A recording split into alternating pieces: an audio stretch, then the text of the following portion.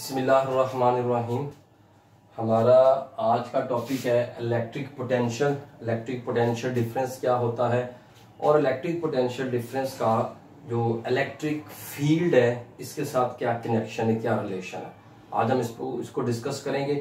बहुत ही मज़े का और बड़ा इंटरेस्टिंग ये टॉपिक है। देखिएगा, हम इलेक्ट्रिक फील्ड के अंदर जो है वो आ रहे हैं एक यूनिफॉर्म इलेक्ट्रिक फील्ड, जो हम इससे पहले जो है ना एग्जाम्पल पढ़ चुके थे। एक एप्लीकेशन पढ़ी थी गाजिस लॉ की, कि गाजिस लॉ के अंदर हमने तीसरी एप्लीकेशन कि अगर कोई हमारे पास ऑपोजिटली चार्ज पैरेलल प्लेट्स होती हैं तो उनके दरमियान में जो इलेक्ट्रिक फील्ड है उसका एक्सप्रेशन जो हमने ड्राइव किया था। मैंने वैसा ही एक सिचुएशन आपके सामने रखी है और इसके अंदर अगर इस इलेक्ट्रिक फील्ड के अंदर से देख रहे हैं, यहाँ पर नेगेटिव चार्ज है और यहाँ पे पॉजिटिव चार्ज है। इसके अंदर मैं एक पॉजिटिव टेस्ट चार्ज रखता हूँ, तो जैसे ही कोई चार्ज इलेक्ट्रिक फील्ड के अंदर आता है तो आपको पता है उसके ऊपर इलेक्ट्रिक फोर्स लगेगी। इलेक्ट्रोस्टैटिक फोर्स जो है उस पर अपना जो है ना रोल एक्ट करेगी, जो क्या करेगी, इस पॉजिटिव चार्ज को पॉजिटिव प्लेट से रिपेल और नेगेटिव प्लेट की तरफ क्या करेगी, वो अट्रैक्ट करेगी। तो ये वो फोर्स जो कि हमारे पास क्या है जी, कूलम फोर्स, इलेक्ट्रोस्टैटिक फोर्स लगेगी और ये चार्ज को क्या करेगी, नेगेटिव प्लेट की तरफ एक्सेलरेट कर देगी, जिससे इसकी वेलोसिटी में क्या हो जाएगा, इजाफा होना शुरू हो जाएगा। जिससे हम लिखते हैं कि अगर हम अलाउ करें Q नॉट को कि वो कहीं B पॉइंट से A पॉइंट की तरफ, यानी इस पॉइंट पॉजिटिव प्लेट से नेगेटिव प्लेट की तरफ वो खुद ब खुद मूव करे, तो क्या करेगा, गेन्स काइनेटिक एनर्जी। तो ये चार्ज काइनेटिक एनर्जी क्या कर लेगा, गेन करेगा, क्योंकि इसकी स्पीड में इजाफा होगा। जब चार्ज फील्ड के पैरेलल मूव करते हैं तो काइनेटिक एनर्जी में इंक्रीज आ जाता है। इसी तरीके से अगर इस चार्ज को हम फील्ड के अगेंस्ट मूव करने के लिए कहते, ये खुद नहीं कर सकता, तो उसके लिए क्या करना पड़ता है, अगर हमें चार्ज को फील्ड के, इलेक्ट्रिक फील्ड के अगेंस्ट मूव करवाना हो तो हमें उसको एनर्जी देनी पड़ती है। हमें उस पर फोर्स लगाकर उसको डिस्प्लेस करके ले जाना पड़ेगा, यानी हमें कुछ वर्क डन करना पड़ेगा उसके ऊपर, ताकि हम क्या कर सकें, इसको जो है ना पॉजिटिव प्लेट की तरफ पॉजिटिव चार्ज को ले जा सकें। जिसमें क्या होगा, external force is needed to move from A point to B point. यानी अगर मैं इसको पॉइंट को ये कहता हूं तो यहां से इस तरफ पॉजिटिव प्लेट की तरफ पॉजिटिव चार्ज को ले जाने के लिए हमें क्या होगा, एक्सटर्नल फोर्स की जरूरत पड़ेगी। जिसके केस में क्या होगा, आपका चार्ज पोटेंशियल एनर्जी गेन करना शुरू कर देगा, यानी उसके अंदर गेन इन पोटेंशियल एनर्जी आ जाएगी। अगर खुद ओपनली बिल्कुल फ्री करते, खुद वो मूव करता, तो काइनेटिक एनर्जी गेन होती, क्योंकि स्पीड इंक्रीज हो रही है। अब हम क्या करें, फील्ड के अगेंस्ट जा रहे हैं तो उसकी पोटेंशियल एनर्जी क्या हो जाएगी, वो इंक्रीज हो जाएगी।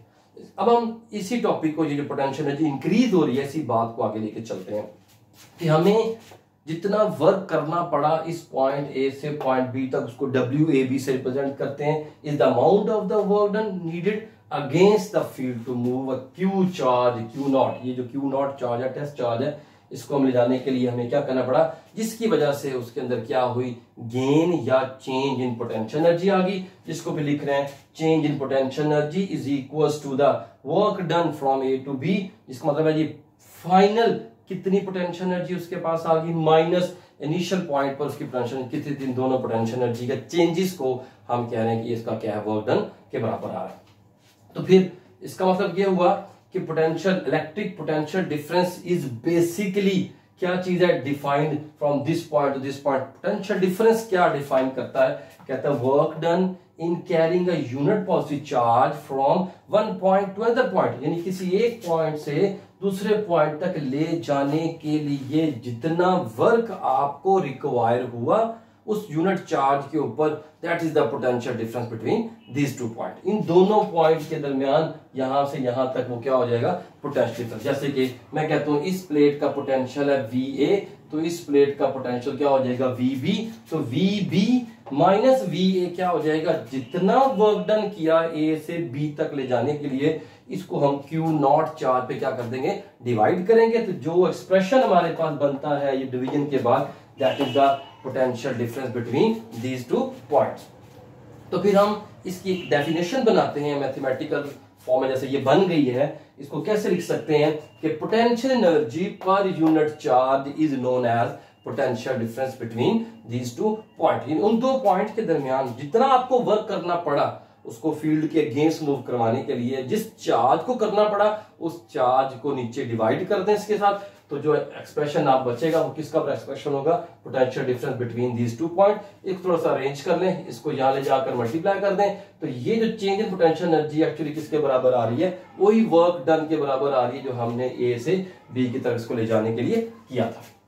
तो आगे क्या जी, इसका यूनिट है पोटेंशियल डिफरेंस की डेफिनेशन ये हो गई, ये हो गई, तो इसमें आप लिखें इसका यूनिट है जी 1 वोल्ट, तो फिर ये एनर्जी कितनी है 1 जाउल, चार्ज कितना 1 कूलम, यानी अगर 1 कूलम चार्ज को एक पॉइंट से दूसरे पॉइंट तक ले जाने के लिए 1 जाउल का वर्क करना पड़ रहा है उन 2 पॉइंट्स के दरमियान, तो उन 2 पॉइंट्स के दरमियान पोटेंशियल डिफरेंस कितना होगा, 1 वोल्टेज का पोटेंशियल डिफरेंस होगा।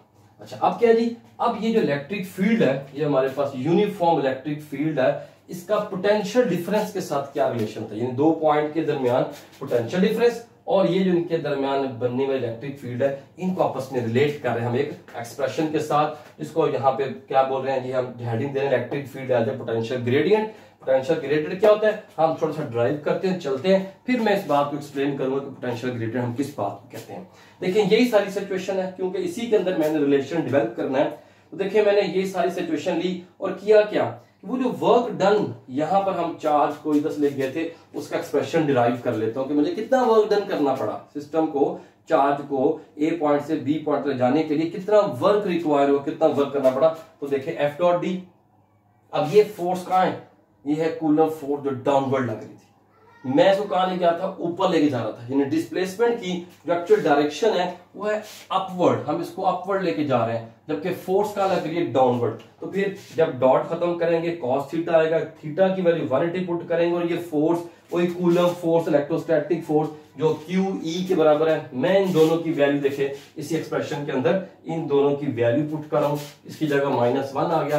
अब ये वाली जो वैल्यू निकली है वर्क डन की, इसको आप इस एक्सप्रेशन में जो हमने यहाँ डिफाइन किया था, हमने यहाँ डिफाइन किया था इस एक्सप्रेशन के अंदर, आप इसकी वैल्यूज को पुट कर दें। तो VB - VA इनका डिफरेंस पोटेंशियल डिफरेंस के बराबर है, ये आपने वर्क डन किया, ये उस चार्ज पे हुआ, चार्ज कट गया तो क्या आ जाएगा -ED, जिसको अरेंज करके मैंने E को अलग किया, माइनस को और D को इसके नीचे लाके डिवाइड किया। अब D क्या था, इन 2 पॉइंट के दरमियान डिस्टेंस जो बहुत छोटा है या कोई भी डिस्टेंस है उसको डेल्टा R से जो है हमने रिप्रेजेंट कर लिया। ये क्वेश्चन बन गई मेरे पास, जो electric field intensity that is equal to minus delta V over delta R, ये इक्वेशन मेरे पास बनी है जो मैंने अब ड्राइव किया है, इस सारे डाटा से ड्राइव किया है। यहां पर इसको समझते हैं डेल्टा V डेल्टा R से क्या मुराद है, it's a rate of change of potential difference with respect to the distance. क्या चीज है, पोटेंशियल डिफरेंस में तब्दीली डिस्टेंस के लिहाज से, 2 पॉइंट जो लिए उनके दरमियान जो फासला जो डिस्टेंस है वो कैसे कैसे चेंज कर रहे हैं और उसके साथ साथ कैसे पोटेंशियल डिफरेंस वेरी कर रहा है। लाइक ये आपके पास एक पॉइंट है जी और एक पॉइंट ये है, मैं एक पॉइंट यहां कंसीडर कर लेता हूं। अगर इस पॉइंट और इस पॉइंट के पोटेंशियल के डिफरेंस को देखा जाए तो हम एक यहां से डिस्टेंस मूव करके भी चेंज देख सकते हैं, हम यहां से भी चेंज देख सकते हैं, दोनों तरफ से चेंज आ सकता है। बट ये वाला जो डिस्टेंस है as compare to this distance ये बड़ा है, इसका मतलब है इसका डेल्टा R, इसका नाम है ये लिख रहा हूं कि ये आपके पास डेल्टा R1 है, ये कोई डेल्टा R है, तो डेल्टा R1 है that is greater than delta R। इसका मतलब है जब ये फैक्टर नीचे वाला बड़ा होगा तो इसका रिजल्ट छोटा आएगा, लेकिन अगर किसी तरीके से मैं इस रिजल्ट को मैक्सिमम कर दूं, यकीनन तभी हो सकता है कि जब डेल्टा R बहुत छोटा होगा, और तब हो सकता है जब आप फील्ड के पैरेलल मूव करवाएं, चार्ज को फील्ड के पैरेलल या एंटी पैरेलल मूव करवाएं, तो आपके पास डिस्टेंस डेल्टा R क्या हो जाएगा, मिनिमम हो जाएगा। उस वक्त इस सारे का रिजल्ट डेल्टा V और डेल्टा R का रिजल्ट क्या हो जाएगा, वो मैक्सिमाइज हो जाएगा। तो मैं लिखा देखें, if delta is very small which is along the field line then the maximum change is known as potential gradient। फिर हम इस maximum change को क्या बोलते हैं, ये potential gradient है।